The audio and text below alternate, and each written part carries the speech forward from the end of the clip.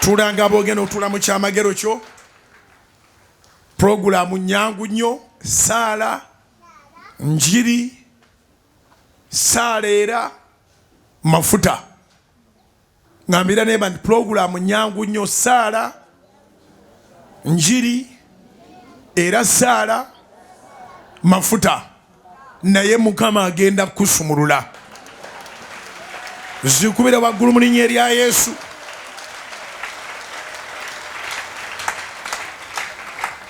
Njagala kwebaza Katonda olw'ebyo byonna bye yatukolera mu wiiki ewedde.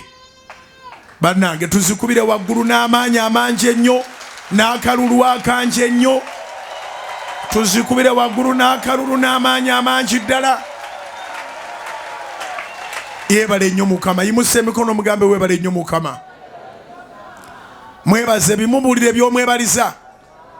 Yeebale otukulembera obulungi n'atutambuza awatali accidenti n'abantu bonna abajja mu lukuŋŋaana n'abaleeta Fort Portal n'atutwala Fort Portal n'abaweereza bonna n'atukomyawo bulungi ate ekisinga byonna abantu ne balokoka bangi mu lukuŋŋaana. Zikubire waggulu lwabo bonna abalokoka n'abawona. Mwebale bamemba ba House of Prayer abatukwatirako okutwala enjiri. Fort Portal bayinza okutwala emyaka ng'ekyogerwako lukuŋŋaana olwali ewaabwe. Olukuŋŋaana lwa enough is enough lwabadde lw'amaanyi nnyo. Ate mwebale nnyo bamemba ba House of Prayer okweyiwa ku Sunday mu Sunday service mu maanyi awatali na kulowooza nti pasita wammwe yandibanga yakooya ali eyo kwegamba mwe pasita wammwe mumumanyi. Ekyali e Fort Portal tekyali kyangu. Katonda yekka yatusobozesa. Mukubire engalo ez'amaanyi Mukama. Sirwa kubanga be Fort Portal bokka bagenda okukisigaza mu rekodi nti tekibangayo enkuba okutonya n'ezibya obudde n'ebukeesa naye ekisaawe ne kijjula. Naye nange nafunye another experience. Nabulidde lankyawo okuva ku ssaawa 6 paka ku ssaawa 1 ey'ekiro. Nga tuwali busizo, tuwali buwummuliro, tuwali buddukiro okujjako okubeera mu maaso ga Mukama. Naye n'abantu nabo ne balemerako. It rained until when we accepted that it is raining. Yes. Naye abantu be Fort Katonda akibabalire kubanga balemeddewo. In fact nga tuli munda tuli mu kisaawe enkuba etonnya okukamala saala egenda mu maaso naye mu obwo obudde obufaanagana bwe butyo ng'abantu bali mu layini bayingira. Bannange twebaze Mukama olw'ennyonta. Ennyonta ya Mukama eri mu Uganda. Ndabanga ebyawandiikibwa bituukirira. Nzijukira olunyiriri oli mu Isaaya olugamba nti nga balakasidde ng'ennyonta ebaluma ndibawa amazzi. Isaaya 4:17. Isaaya 4:17. Isaiah chapter 41 verse 17. Abaavu n'abatalina kintu banoonya amazzi so nga tewali. Olulimi lwabwe ne lulakasira. Nze Mukama ndibaddamu. Nze Katonda wa Isirayiri siribaleka. Olunyiriri ndukuwadde. Isaiah chapter 41 verse 17. It says, English version, the poor and the needy seek water, but there is none. Their tongues fail for thirst. I, the Lord, will hear them. I, the God of Israel, will not forsake them. Yes, bwayogera Mukama ng'olina ennyonta ng'olulimi lulakasidde Katonda tagenda kuleka. Naye mu Uganda mulimu ennyonta y'omwoyo, mulimu ennyonta ya Katonda. Abantu baagala Katonda, abantu baagala Katonda. Era bw'olaba nga abantu bakubuze ng'ate oli muweereza, kebera karakitayo. Kubanga n'abaliraanye ekyaki baagala Katonda, naye ate era bamanyi okwawula. Baawula abaleetedde Katonda n'aleesa olubuto lwe. Abantu baagala Katonda, abantu balina ennyonta ya Katonda, naye era ate abantu bamanyi okwawula. Yes, balina ennyonta Katonda, bamwagala ebiri serious. Kyeŋŋambye nti bw'oba oli musumba naye ng'abantu babuze mu kyaki, nga kyaki yo teriyeyo nti oli mu lukoola, kebera empisa zo.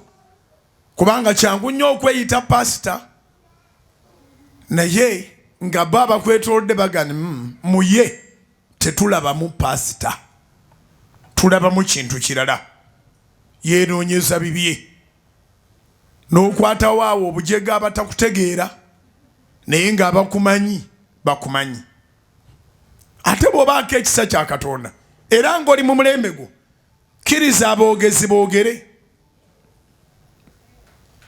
Kubanga bwe batakwogerera kitegeeza nti obwakabaka bwabwe tobukosa. Kubira Mukama engalo ez'amaanyi obanga okiwulidde. Ngambye bw'oba oli mu kiseera kyo ng'oliko ekisa kya Katonda, ng'oli mu biro byo, kkiriza aboogezi boogere. Kubanga bwe batakwogerera kitegeeza nti obwakabaka bwabwe bwe balimu tobukosezza. Enjiri eno yandibadde ebulirwa mu maanyi mangi, naye abaweereza bangi beezimbidde obwakabaka bwabwe era balowooza nti ebitundu byabwe, balowooza nti abantu baabwe, balowooza nti ebibuga byabwe, buli kimu bamanyi kyabwe. Beerabidde eyabatuma okutwala enjiri mu kitundu. Buli gy'ogenda osangayo abasimba amakuuli, naye ogenda okulaba abasimba amakuuli nga myaka mikulu, ebiro byabayitako nga tebategedde, ne basigala nga balowooza nti bakyali in charge of people. Ogaana abantu n'oswaliramu nga ne mukazi we agenze mu lukuŋŋaana. Kubira Mukama engalo ez'amaanyi.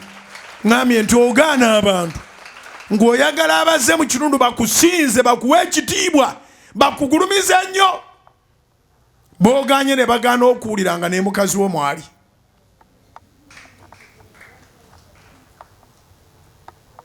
Okitegedde. N'olwekyo buli ali eyo beera muwagizi wa bwakabaka bwa Katonda, kubanga ye nkomerero yaffe ffenna. Wano ne bw'ogamba nti abantu babo, ne bw'ogamba otya, ne beweeyitaani, kyonna kye weetuuma vanity. Ngambire ne bantu wano kyonna kye weetuuma, ne bw'oba toli mu busumba, ne bw'oba toli mu bulizi wa njiri, ng'oli musuubuzi, ng'oli munnabyabufuzi, nga oli kyonna ky'oli, ne buli kye weetuuma, at the end of the day it is vanity. Butaliimu bwennyini, butaliimu bwennyini. Nolwekyo ng'okyalina amaanyi, wagira emirimu gya Katonda. Ng'okyalina amaanyi, ssaamu abantu ba Katonda ekitiibwa. Ng'okyalina amaanyi, yagaliza. Kubanga ne bw'otayagalize byonna n'obyekuŋŋaanyiza, akaseera kajja kutuuka nga tonna by'oyinza kulyako. Yes, ndi musajja mukulu, nyina mikwano gyange abasajja abakulu, nyina abasajja abakulu mikwano gyange abalina ssente empya n'enkadde, sibajjaako ssente zaabwe. Nze si aiming at money, I aim at souls. Njagala nnyo alina ssente twogere ebyobulamu buli. Bw'aba ayagala okumpanga mpa, bw'aba tampanga alekayo. Naye benjogeddeko nabo. Nsonyiwa bw'oba owulira soogera ku ggwe kuba mwenna kye kimu. Tebakyabakkiriza kulya nnyama, tebanywa soda, tebanywa sukaali, ate ngera naye ku bakazi era si be balina gye balaga. Kubira Mukama engalo ez'amaanyi obanga amagezi gazze. Kiŋŋambire neibawo nti abasajja abakulu abaali bagujubanira essente nga n'abamu emabega w'essente zaabwe waliyo emirambo, tebakyabakkiriza kunywa soda, tebanywa sukaali, sente tizikyalina kye zibagasa nnyo. Nga n'abakazi abamu baali babagendera nnyo, kati n'omu gwe baba bayina yemulugunya.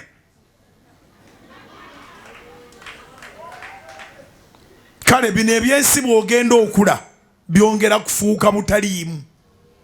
Kiba kirungi nga lekodi twakayo ozoosaamu abalala ekitiibwa, ozoowagira emirimu gya Katonda, ozoomanyi nti tuli bayise, tulina gye tugenda. Wano tuwali agenda kulemerawo ne bwaba n'obuyinza obwenkanawa.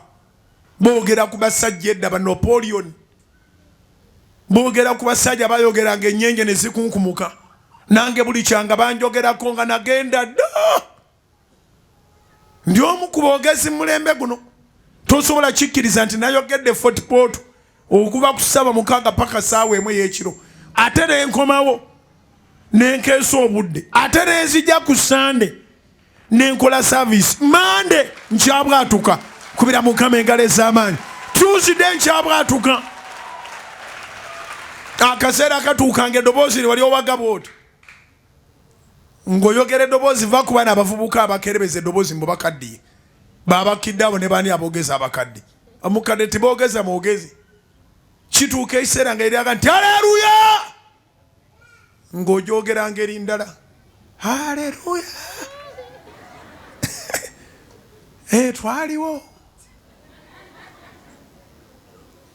Twaliwo tondaba okukaddiwa, nze nasaba ku birthday ya muhoozi.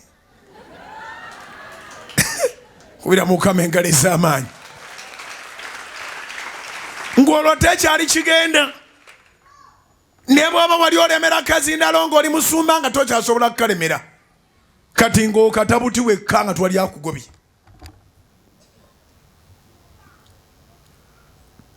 Obitegedde. Kale Katonda yeeyamye, era nga bwe yeeyama edda, kigambo kye kibeera kijja buli nkya. Ayogedde mu Isaaya 4:17. Ndowooza tugende paka ku Lwabiri. Isaiah chapter 41 verse 17 to verse 20. Abaavu n'abatalina kintu banoonya amazzi so nga tewali, olulimi lwabwe ne lulakasira.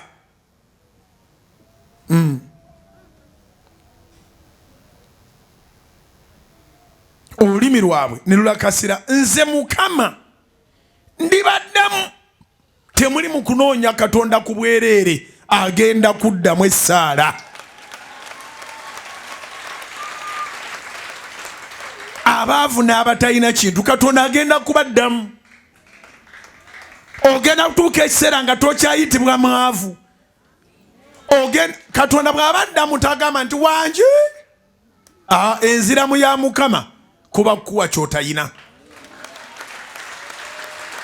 Olwaleero ndowooza tulufule Bible study. Mukama bw'abaddamu taddamu nga taatawo. Mukama bw'abaddamu taddamu nga maamawo. Mukama bw'abaddamu taddamu nga mikwano gyo.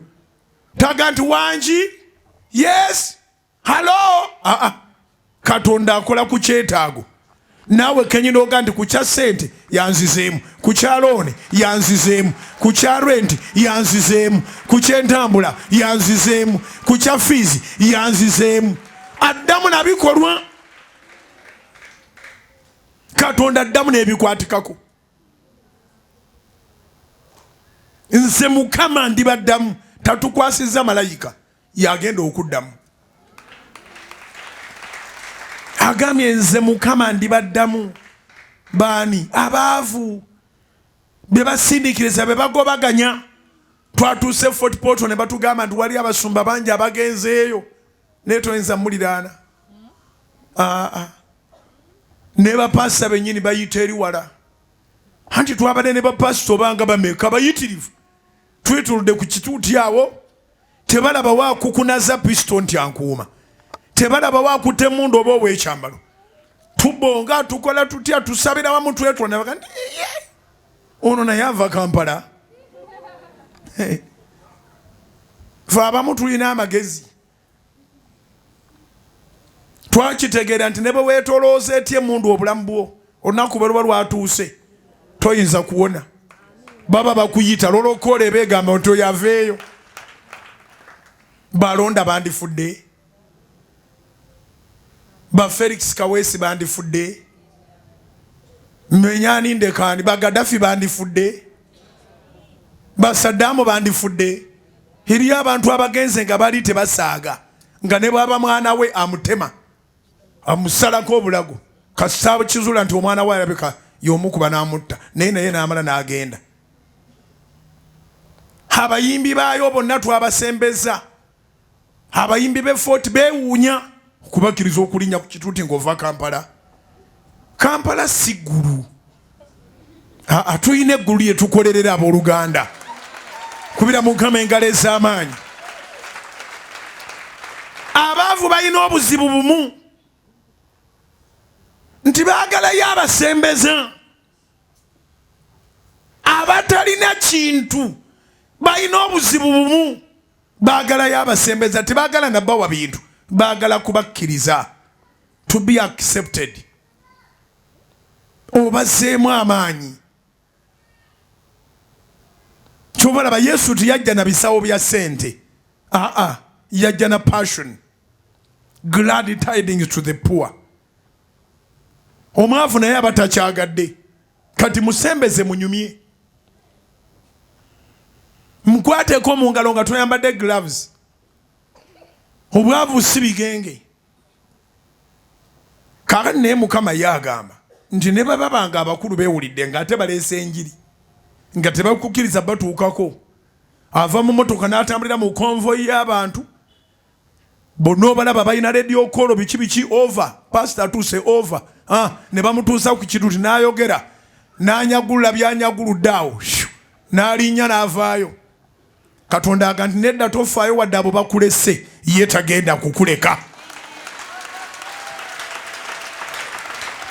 Isaya 17 abaavu n'abatalina ekintu banoonya so nga tewali olulimi lwabe ne lulakasira nze Mukama ndibaddamu nze Katonda wa Isirayiri siribaleka abasumba bayinza okuleka ababishopu bayinza okuleka titles ze beegabira ba professor manye nga ba doctor president doctor bikikaziya yenna bayinza okuleka naye Mukama ye eyakutonda tagenda kuleka mu linnya lya Yesu zikubira waggulu mu linnya lya Mukama ffe Yesu kyobalaba wiiki eno mwenna ngenda batuukako muntu ku muntu si kulwange nzekka naye nange nkisanyukira era bw'oba ogendedde nnyina gwe ntuukako ne nninyamu ku kigere ne mwongera essaala kubanga bw'obeera obubi nfunamu ki naye bw'obeera obulungi neeyagala kubira Mukama engalo ez'amaanyi kino ekisa Mukama kyeyamba ekyokuba nti nze nkuteekako amafuta mu kisiibo ne nkwogererako ekigambo ekyobuwanguzi nga naawe weeyogerako kirimu ekirungi ekirala nti bwe nkutuukako mulimu gwe ntuukako ne nninyamu ku kigere ne mugamba Mukama bw'osaasira ono ojja kuba onsaasidde munkolere bulungi munkolere bulungi Mukama yampadde ekigambo Luka essula ya 8 olunya olusooka olwokubiri n'olwokusatu Yesu n'atwala enjiri mu cities nga bwe nagirute mu Fort Portal City kati nga 24 Juni tugitwala mu Mbarara City ngate mu July tugitwala mu Jinja City tugenda mu kisaawe Bugembe ngate mu September October tukomawo Independence Night Kampala Capital City tujja gitambuza ate mu November nga 25 Masaka City ne Mukama ffe nampa ekigambo nakanti enjiri bwebegenda mu cities aba abasumululwa bakwata sente zaabwe ne baziwayo enjiri n'etambula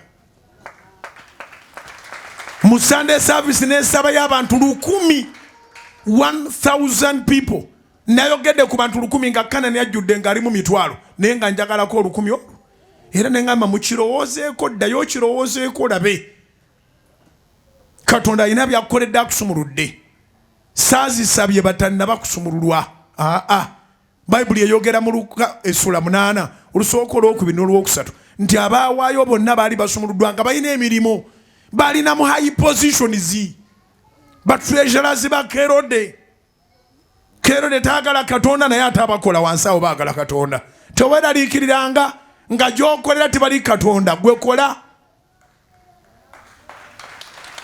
Kerode tayagala Katonda naye ate treasurer we akulira ebyensimbi mwesigwa naye ayagala Katonda abamu temwetaaga na kulanga nti muli balokole mwetaaga bwetaazi kukola mpisa za kirokole mu mirimo gyammwe kubanga Kerode singa yategeeranga nti omukazi ono akolagana ne Yesu yandimugobye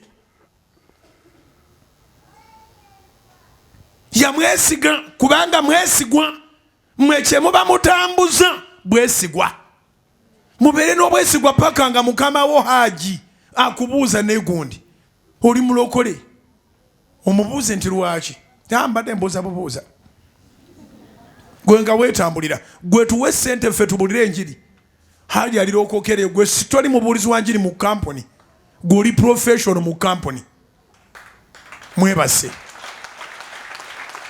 gwe toli mubuulizi wa njiri mu kitongole gwe professional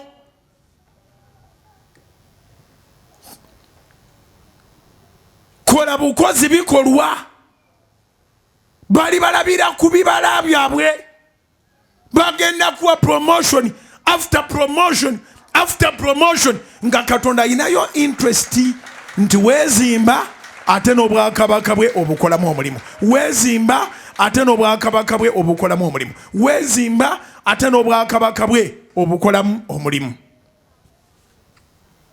fanyina gwe njogera naye sojja kulaba nga Yowanna Mukakkuza yali muwanika wa Kerode naye ng'awaayo nsimbi avujjirira enjiri ya Yesu Mukama yaŋŋambye njogere nammwe naye nagenza okuva mu service nagenda ova mu service ku Sunday maama nga kumpi abali ebweru bamaze bonna bangi okuweereza voice note nja kuwa $1,000,000 nja kuwa $5,000 ku lupapula olwo bampandiike ku kitabo ekyo bampandiike nze nnamba emu kati mbabuulira abali ebweru abayise ennamba emu gwe nasoose okusoma gwe nakiwadde ekya nnamba emu bamuyita Margaret ali UK abasigadde mukkirize bukkiriza nti ennamba si yematalinga naye oli omu ku abo twandituusa ku Sande ng'olukumi lwenjagala okuwandiika ku Sande luweddeyo yes wano ku Canaan land okutandika ne Wednesday tujja kuba tuwandiika abantu abo ng'ogamba nti njagala mbeere ku bantu 1,000 buli lukuŋŋaana nga luze luba lunkwatako nsobola okuwayo $10,000 okudda waggulu twogedde 10 okudda waggulu tekitegeeza nti abalina entono tebaaweeyo naye ekitabo kiri baŋŋambye abasobola okuwayo 10 20 oba akakadde oba obukadde 1,000 n'olukuŋŋaana osobola odwetiba wekka newamu tusaana okgendayo ne tukolayo ne kyaki ng'enkola gye tukozeemu tuguliddeyo ddala ettaka tuva ewantu nga tuguze ettaka abantu abo 1,000 tobayita bakusaaga sinoonya sente za kwegaggawaza bw'oba okyambalira mu baavu oli mulwadde kiŋŋambire neibawo kiŋŋambire neba nti Bujjingo tanoonya sente za kwegaggawaza bw'oba okyambalira mu baavu oli mulwadde naye olunyiri lwaŋŋambidde ddala mu Luka essula ya 15 onyiri wa 10 nti libeera ssanyu mu ggulu mu maaso g'abamalayika ba Katonda omwoyo ogumu bwe gwenenya. So njagala abantu abaleeta essanyu mu ggulu tulabe oba bo banaabulwa essanyu. Obiri ttiimu ereeta essanyu mu ggulu tulabe oba onoobulwa essanyu. So tunoonye abantu abo emyoyo egyo egibuze gye baaloga gye baasiba tugiwe enjiri. Yesu tatambula ng'agaba ssente, atambula agaba ssuubi. Ojja n'okukkiriza n'ogenda n'ekyoyagala. Ojja n'okukkiriza n'ogenda n'ekyoyagala. Wiiki eno enjiri emu kugye ngenda okubuulira yenjiri egamba nti tonnaba kulema. Tonnalema. Eyakikugamba oba yakikugamba ataddeko n'ekigombe, yateekako n'ekivuvuzera, yayisa n'ebirango ku leediyo oba ku TV, tiyali Katonda. Mu maaso ga Katonda tuwali alema. Mu maaso ga Katonda tuwali alema. Njagala weegambe ne bw'oba oli mulalu ng'owulira enjiri eno, abalalu sebo bawulira enjiri. Tonnalema. Kisoboka okubanga omulalu alina waayita nga bataddeko ekizindaalo. Waliwo bakiteekako wali ennaalya. Waliwo bakiteekako ebizindaalo bingi buli wantu wonna. Babitumbula. Eyo emityana eyo emubende. Buli wantu wonna baliwo abatumbudde ebizindaalo. Nene bw'oba oli mulalu ng'oyitawo buyisaawo. Nkugamba gwe omulalu tonnalema. Naawe ali ku makerenda nga bakujjanjaba ddalu tonnaba kulema. Naawe omusajja gwe yagamba ne bw'olikoloota tolifuna musajja mulala alimba. Kubira Mukama engalo ez'amaanyi obanga okiwulidde. Tonnalema. Tosobola kulema. Yesu talina gwe yakwatako n'alema. Singa Yesu yali alemwa nze nandibadde nnamba emu ku bamulemye. Kati yanyambira kuki? Gwe towulira bwe banvuma. Eggwanga tebalyagala. Obuyigirize tebuliiwo. Buli kyoyogerako tuwali. Tewaliwo taata ne maama mu kiseera bwe nalokookera bamugambe nti twala omwana waffe. Saalinawo muganda wange wadde mwannyinaze. Nze bulijjo neegeraganya ne ŋŋamba nali kikopo ekitaliiko mukonda ate ng'ebirimu byokya nnyo tolina bw'okwata. Nali kikopo ekitaliiko mukonda ate ng'ebirimu byokya nnyo nga tolina bw'okwata. Naye Yesu talemererwa. Mukubira engalo ez'amaanyi kubanga talemererwa.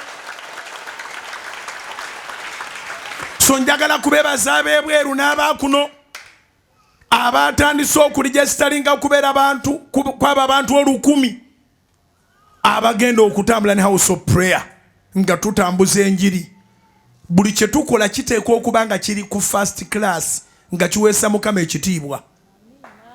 Tetubeera na sawundi ya kusaaga, tetubeera na kituuti kya kuzannyazannya, tetukola kintu n'ogamba naye kyabuzeemu ng'abantu mu nsi beekolera embaga ezitaliiko kibulako.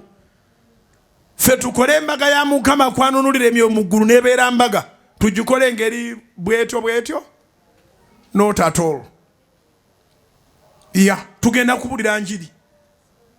Era mbategeeza abeewandiisa nti kino ky'oweewandiisaamu kigaba obulamu era kya bulamu bwonna. Ngambye eki? Mbategeeza abeewandiisa mu house of prayer. Kino kyeweewandiisaamu kigaba obulamu ate era kya bulamu bwonna. You are not registering for 1 year. You are registering for the rest of your life. Era tujja kutufunayo akaseera tukuŋŋaane 1,000 olwo. Owulire obujulizi obuli mu banno. Oyinza okujja nga weewana nti obwo bwe businga. Ojja kuwulira obw'abalala. Tutandise ngambira ne bantu tusimbudde. Yowanna Mukakuza, Suzana, Maria Magdalena, oyo ye bamwogerako nti yawona dayimoni 7. Osobola okuba ne dayimoni ng'ozimanyi ey'obutayagalwa.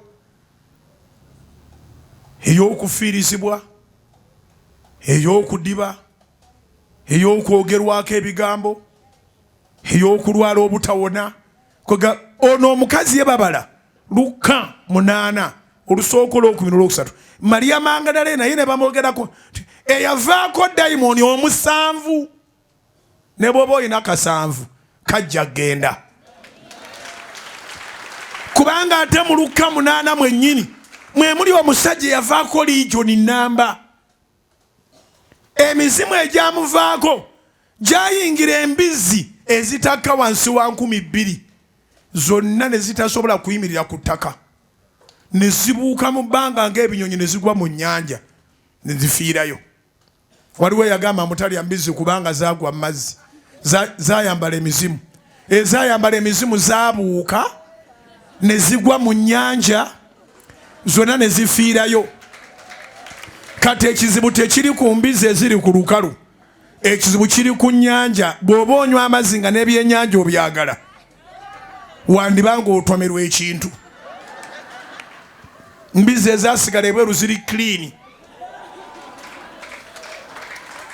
Wama bw'obanga oyagala kulunda lunda, bw'oba oyagala kulya lya. Buli kyakulya kyonna kebeere nte kitukuzibwa na kuki? Na kusaba. Bayibuli bwetugamba tukuza osabe.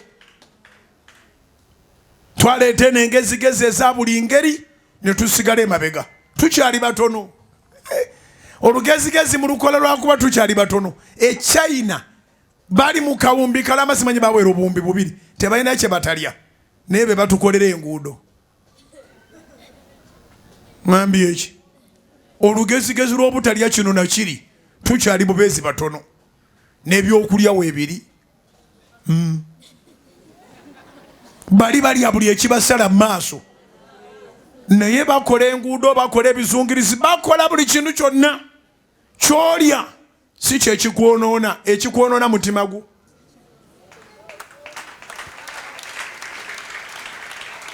Ngambye eki kyolya si kye kikwonoona. In fact abatalya mbizzi bakambwe obeemoolerangako. Abatalya mbizzi abamu tebasaagirwako ne bw'oba osaaga busaazi. N'obuuza nti abadde ki? Tanywa mwenge, talya mbizzi. Kiki ekimubaddeko? Nvuddeyo eyo. Naye Yesu yasaasira oba dayimoni 8 bwe yalaba zigenze ng'atereddemu n'atandika okuwaayo nga bw'aba asobodde. Enjiri n'ebuulirwa. So wenzija okuŋŋaanya abantu 1,000 nzikiriza nti ate bajja kusukka mu 1,000. Gye bakoma okusukkamu ly'essanyu lyaffe era gy'emirembe gyaffe. Mwakirabye nti ssente zammwe tetuzikozesa bubi. Buli wootugamba nti tuweereze live, ebyuma tubirina, tetwazaalibwa nabyo, tetwajja nabyo, tetwatandika nabyo buweereza. Ebyo byonna ebyuma ebyemulaba ebikasuka live mwe mubiguze. Mwe mwasonda emikutu, mwe mutuwa ssente, mwe musonda satellite, mwe musonda buli kintu kyonna. Byonna bye tukola katubikole nga tukyalina amaanyi, tubikole nga tukyali balamu, tubikole nga tukyalina omulembe gwaffe. Bwe guli baguweddewo nga twagenda, abalijja balivunaanyizibwa okukola ebyabwe. Ne totuukanga maaso ga Mukama ng'eno bayimba amaze miri muje omwana oye basse. Ng'eggulu libuuza nti akoze biki? Bujjingo bwe yagamba owandiise mu 1000 weewandiisa. Okitegedde abantu bali mu kulya ssente, bali mu kunoonya gye basalira migejjo. Era bano n'olanga akadagala nokati bannange kano kakusala mu wiiki 2 n'obanga olina kafiga kakende kalinga ak'ennumba ka miliyoni 2 ka doozi, abantu basimba layini ne bakulemerawo. N'obabuuza nti mulya byaki? Kaakati mulye nga bwe muwaayo tubuulire enjiri. Isaaya 4:17 ngenda kukoma ku 2. Abaavu n'abatalina kintu banoonya amazzi so nga tewali. Olulimi lwabwe ne lulakasira nze Mukama ndibaddamu okuddamu tusa mwakutegedde addamu nakikolwa addamu nakyamagero nze Katonda wa Isirayiri siribaleka ngenze ku 18 ndizibukula ekyo kyenjagala kukolere azibukule emikisa gyo gye bazibikira ndizibukula emigga ku nsozi ez'obweru n'ensulo wakati mu biwonvu ndifuula olukoola ndifuula olukoola ekidiba ky'amazzi ettaka ekkalu okuba enzizi z'amazzi gogobadde bagamba tona kyovaako ne bwe bakunzika gundi yekka yavaayo bagenda kukulabanga kati buli gye bakuva ofuna buli gye bakuva oliko ebifuna buli gye bakuva oliko ebifuna kitwale mbeera n'essuubi eryo wulira pulaani zokka Mukama zaakulinako Katonda agamba bw'ati ndizibukula emigga ku nsozi ez'obweru n'ensulo wakati mu biwonvu ndifuula olukoola gogo bayita olukoola ndifuula olukoola ekidiba ky'amazzi n'ettaka ekkalu okuba enzizi z'amazzi eyali anoonya emirimu nga toyinaamu wadde ekido naye ng'ate n'emirimu tebakuwa kati obeere luzzi nga basena ku ggwe nga gwogaba emirimu mu linnya lya Yesu.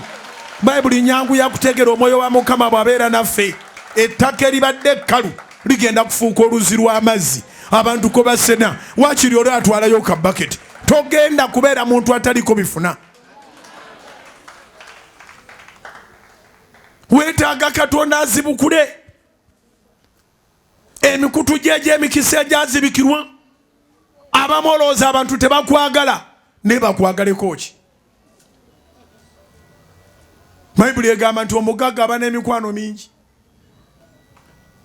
naye omwavu ne baganda be bennyini bamukyawa. Katonda azibukule mu linnya lya Yesu azibukule mu linnya lya Yesu azibukule mu linnya lya Yesu. Isaaya 19 agamba nti ndisimba mu lukoola omuvule. Omuti ogwo ogulaba ffe tuli bulungi wano twesiimi tunulira omuti guli oguli wali ku Kanani ogwo gwe bayita omuvule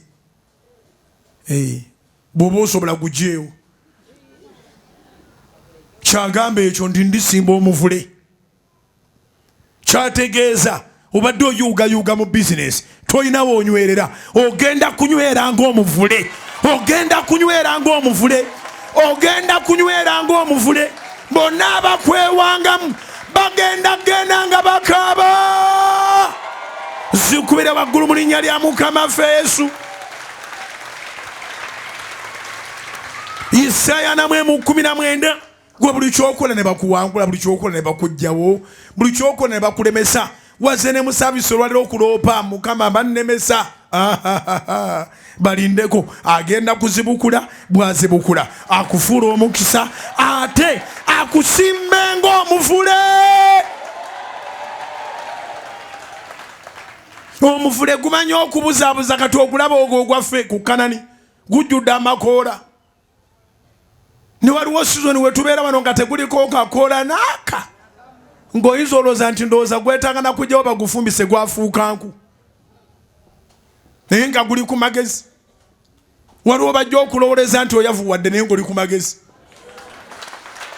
ŋŋambe waliwo bajja okulowooza nti oyavuwadde naye ng'oli ku magezi bagenda kulowooza nti oyavuwadde kumba oli mu kuzimba akeedi bagenda kulowooza nti oyavuwadde kumba oli mu kuzimba apartments bagenda kulowooza nti oyavuwadde kumba batumiza ebintu osooka n'obanga atalina naye ng'olina kyopanga kubira Mukama engalo ez'amaanyi obanga okiwulidde ne bwe naabanga njogera n'omuntu omu ekisibo kino kiriko nannyini kyo togenda kunyeenyezebwa nga kiti kya muwogo ogenda kubeera ng'omuvule oba nnyina gwe njogera naye ndisimba mu lukoola omuvule n'omusita n'omumwanyi n'omuzeyituuni lukoola yegwe gogo baali bayita olukoola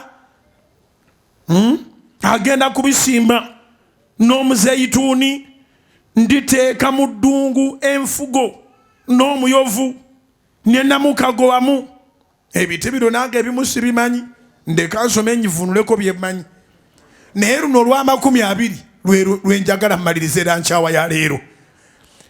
Balabe, bamanye, balowooze, bategerere wamu ng'omukono gwa Mukama gwe gukoze kino era ng'omutukuvu wa Isirayiri yakitonze. Zikubire waggulu mu linnya lya Mukama ffe Yesu. Katonda tagenda kugagawaza nga abalabe bo baafa. Bagenda kubeerawo balabe, bagenda kubeerawo balowooze, bagambe naye ow'eggwanga eryo, naye ow'obuyigiriza obwo, naye oyava ewa gundi, naye muwala wa gundi, ono omwana si ye waawali mu banaku. Bagenda kulaba, bagenda kumanya, bagenda kulowooza, ate nga gwe totawanye na kwogera, bategerere wamu nti omukono gwa Mukama gwe gukoze kino. Nyamba tusome ffenna Isaaya namwemu olunyi lwa 20. Balabe, gamba nti balabe, gamba nti bamanye, gamba nti balowooze. Oba okitegedde g'ogenda kubononera ebiseera nga tebana ekye beeyongerako. Balaba olwo baba tebaakoze ne bamanya naye ngera tekina kyekyongedde ku akawunti zaabwe, ate ne badda mu birowoozo ne balowooza. Ne bwe naaba njogera n'omuntu omu, bakole batya?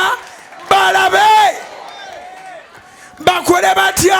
Bamanye, bakole batya? Balowooze.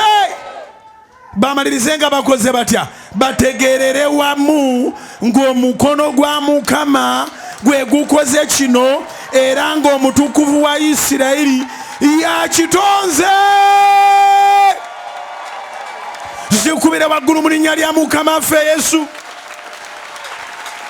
Zikubire waggulu mu linnya lya Mukama ffe Yesu. Katonda byakola tibyekweka. Kati omulogo ng'akubonyabonya abantu balaba, ne Katonda ng'akusanyusa abantu bagenda kuba balaba. Omulogo ng'akubonyabonya abantu balaba, bamanya, ne Katonda ng'akusanyusa abantu bagenda kumanya.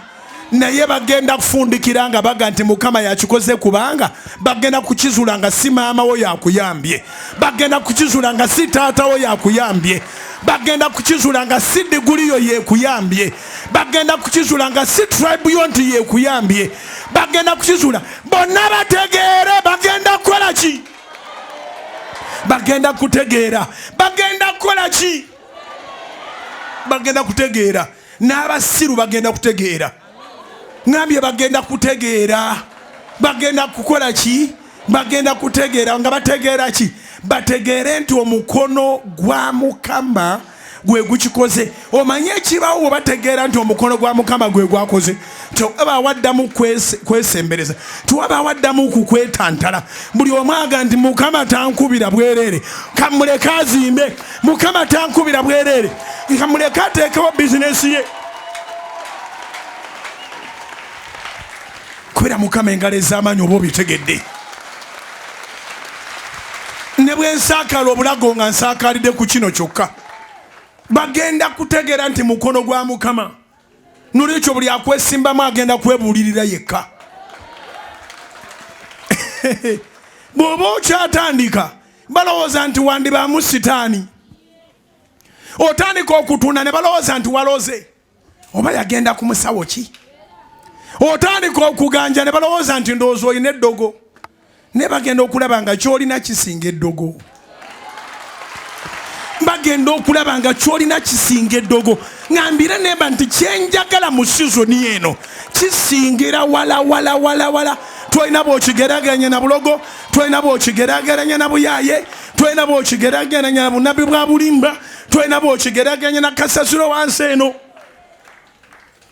Ne bwe naaba njogera n'omuntu omu ajja kummala. Ababadde bakulaba era bagenda kukulaba. Ate bameeka bonna balabe bamanye balowooze bategerere wamu ng'omukono gwa Mukama gwe gukoze kino ekigambo omukono gwa Mukama gwe gukoze kino kitegeeza ni Mukama agenda kukolera ebiyimiridde, Mukama agenda kukolera ebirabikako, Mukama agenda kukolera ebikwatikako, Mukama agenda kukolera ebiteegaanika. Oli ajja kuba yassa malimbe munne, oyo agenda mu nnyanja, oli amugereka ogwo omukono gwa Mukama gwe gumukoledde. Oli ajja kuba yassamanga ayagala kwogera, oyo waluminati, oli munne amugambe leka. Oyo tumulabye ng'asituka wano, twamulaba wano ng'ali enfuufu, twamulaba wano ng'atuuninga Soloti FM, twamulaba wano nga tava ku Soloti TV, twamulaba wano nga tava mu nkuŋŋaana, twamulaba wano nga buli ssaawa 6 aba agenze mu lankyawa. Oyo tomuteekako ennyanja zammwe, oyo tomuteekako luminati wammwe. Omukono gwa Mukama gwe gumukoledde. Wanika emikono gyo, nsaba omukono gwa Mukama gukolere. Nsaba omukono gwa Mukama gukolere. N'omulabe wona yakitegeere.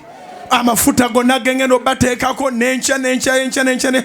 Olunaku lw'okutaano ng'ennaku z'omwezi 3 June lugenda kuba special nnyo ku Kanani. Tuyita abalokole n'abatali balokole tukuseeka amafuta omukono gwa Mukama gukolere. Era olunaku lw'okutaano ne night prayer weeri nga 3 olw'okutaano lwa wiiki eno. Naye lankyawa ejja kuba special nnyo. Ensi yonna ejja kweyiwa wano.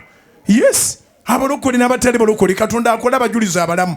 Gw'abadde ettaka ekkalu ogenda kufuuka ekidiba ky'amazzi. Ng'omuntu asobola okubaako kyakusenako ate nga banywa bubeera bulamu. Gw'abadde olukoola Katonda akusimbe. Gw'abadde ayiganyizibwa nga buli aloga n'ayiga okuloga atandikira ku ggwe. Mukama akusimba obeere ng'omuvule mu linnya lya Yesu. Kulangiddeko ekisa kya Katonda, kulangiddeko amafuta ga Katonda, kulangiddeko amaanyi ag'Omwoyo Omutukuvu. Katonda akuviireyo akukole bulungi beyond your imaginations. In Jesus' mighty name. Ekisibo kigende mirembe mu linnya lya Mukama waffe Yesu. Ayagala okulokoka ddamu ebigambo bino naawe yalokoka edda binyweze. Gamba nti ayi Yesu olunaku lwa leero neeyongedde okumanya n'okutegeera. Kwegayiridde sangula amannya gange gave mu bitabo bya Geyeena. Zikiriza n'omutima gwange okuweebwa obutuukirivu. Njatula n'akamwa kange nti ndokose. Byonna bye bankola ne bye neetwalamu n'ebiva ku Adamu ne Eva, endagano z'ebukojja, endagano z'omukika n'ezize nga zipaaluuka, zonna nziwone leero mu linnya lya Mukama waffe Yesu. Nkola endagaano empya eya Mukama wange Yesu era omulokozi w'obulamu bwange. Njatula nti ndokose ng'ekigambo ekyo kya lubeerera, amannya gange gaviireyo ddala mu bitabo bya Geyeena gayingire mu kitabo ky'obulamu obutaggwaawo. Ayi Mukama nkusaba ekirabo eky'Omwoyo Omutukuvu afuge mu bulamu bwange mu linnya lya Yesu. Era nkwegayiridde Mukama, jjayo amannya gange mu bitabo by'okulemererwa, mu bwavu, mu bisiraani, mu bikolimo, mu buyinike.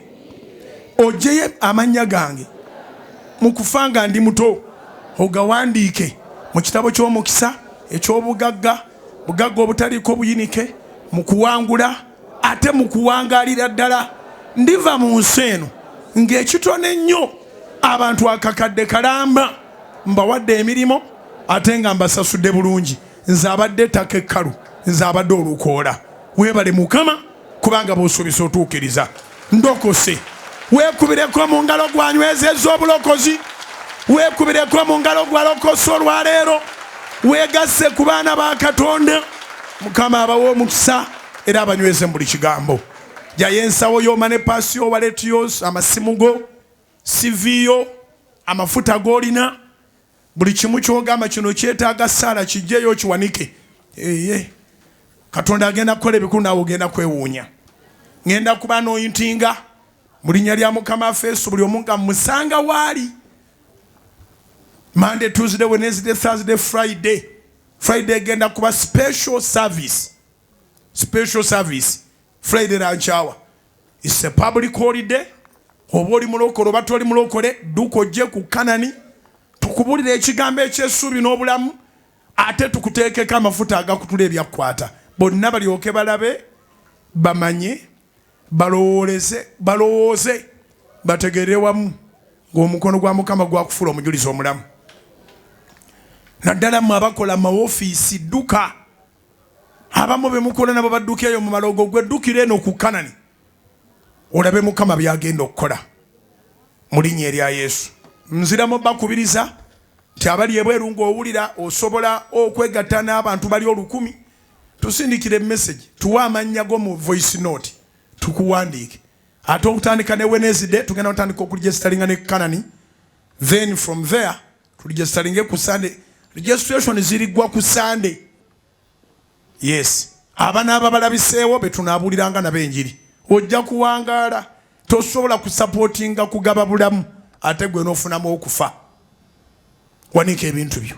Katonda wa Ibulayimu ne Isaaka ne Yakobo mu linnya erisinga amannya gonna erya Mukama Yesu nsabira buli kintu omwana wo kyasitudde wano ku Canaan Land n'abo abali ku Salt FMs n'abali ku Salt TV n'abali ku Salt Media App Mukama byonna obiwa omukisa amasimu gaabwe gakozese. Taata essalanga ekyagamba nti omwana wo muweeyo omuntu. Katonda akuweeyo omuntu ajja mu bulamu bwo ne butasigala kyekimu. Taata amafuta gano nga kukwasa mu linnya lya Mukama Yesu gapakiremu amaanyi go abantu bano buli gwengateekako oba mukulu oba muto taata omukolere. Tuli baana b'abanaku, tuli baana b'abaavu, yeffe Mukama nnyonta beeruma abalakasidde nga twali kyakulya twali kyakunywa naye Mukama ogambye ennyonta yaffe gwe kennyini ogenda kutuddamu era gwe ogambye kennyini togenda kutuleka n'ogamba ogenda nakuzibukula. Mukama ozibukule buli mukisa gwaffe gwe baazibikira mu ngeri zonna. Amafuta gano buli gwengateekako ozibukule emikisa gye omuze bujja omukole bulungi muwe obujulizi ate omufuula omujulizi omulamu. Ekisiibo kino Mukama tukikwasa mu ngeri eri special mu linnya lya Yesu. Juni ono Katonda waffe omukoddemu ebikulu. Tuligenda okutuuka ku lunaku lwe tumaliriza ekisiibo ng'obujulizi tewali asobola kubupima era Mukama n'olukuŋŋaano olw'embalala lwe tugenda okukola mu Kacheeka Stadium nga 24 Juni tuluteeka mu mikono gyo weegulumize Mukama mu linnya lya Yesu. Nsabidde ensawo zammwe manepaasi zammwe waleti zammwe buli kintu kyonna kye mulina kye mwatudde ne kye mutayatudde Katonda akirabisa omukisa. Nangiri obujulizi mu linnya lya Mukama Yesu. Katonda ffe yeerage akolere ebigere byo byotambula. Gwalinnya taxi alinnya boda avuga amafuta go gano ag'obuseere n'ojja mu kusaba Katonda akikubalire. Naawe atuninga radio tuninga TV ebirala byonna n'obivaako n'obeera ku Salt Media App Facebook data wo n'abanga agendera ku njiri Katonda akikubalire mu linnya lya Mukama Yesu. Kitange bangamba nti Bujjingo tolekangayo saala nga tosabire bantu favor. Kyeva mbasabira favor, extraordinary favor, the favor that attracts miracles like a magnet, irresistible favor, the favor that none of our enemies, none of our adversaries can be able to contradict or resist. In the mighty name of Jesus. Katonda nga bali omulamu akwate engabo n'akagabo alwane n'abalwana naffe awakane n'abawakana naffe atukubira abawanvu n'abampi abatono n'abanene atusimbe n'okusinga emivule mu linnya lya Mukama Yesu. Weebale kabaka w'abakabaka Katonda akola ebyekisa. Mbayitira omukisa obuva mu nsonda zonna ogw'omu masekati ogwa Kitaffe n'Omwana n'Omwoyo Omutukuvu. Mukisa ogwo ogugaggawaza ogutaliiko buyinike gubeere mugabo gwa buli muntu awulira eddoboozi lino. Gutwale mu linnya lya Mukama Yesu. Kitange bangamba nti Bujjingo bonna boosaba nabo ndibafuula akalango. Nkusabye taata abantu bano bonna beesaba nabo obafuule akalango. Eyo gye batambulira abaana abalabanga bonna babalabemu enjawulo era banoonye Katonda wa bano kubanga okola Mukama mu linnya lya Yesu. Mukama abakole bulungi akufule billboard ye obeere akalango kitwale ekyo mu linnya lya Mukama Yesu.